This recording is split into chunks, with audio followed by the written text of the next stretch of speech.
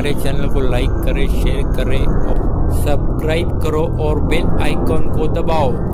Panchavati police ठाण्याच्या हद्दीतील मेरी compound मध्ये मंगळवारी मध्यरात्री एक धक्कादायक घटना उघडकीस आली। निवृत्त पोलीस कर्मचाऱ्याचा मुलगा गगन प्रवीण कोकाटे वर्ष 28 राहणार वृंदावन नगर म्हसूळ याची तीक्ष्ण हत्याने हत्या करण्यात आली। ही घटना मराठा समाजाच्या वसतिगृहाबाहेर घडली आहे। मंगळवारी रात्री 2 ते 2:30 वाजेच्या सुमारास संशयितांनी गगनच्या डोक्यावर वार करून त्याला ठार मारले। बुधवारी सकाळी 7 वाजता काही नागरिकांनी रक्ताच्या थावळ्यामध्ये त्याचा मृतदेह पाहिला आणि त्यांनी तात्काळ पंचवटी पोलिसांना माहिती दिली आहे। माहिती मिळताच पंचवटी पोलीस ठाण्याचे वरिष्ठ पोलीस निरीक्षक मधुकर कड आणि पोलीस निरीक्षक ज्योती आमणे यांच्या नेतृत्वाखालील पोलीस पथकाने घटनास्थळी धाव घेतली आणि पंचनामा केला।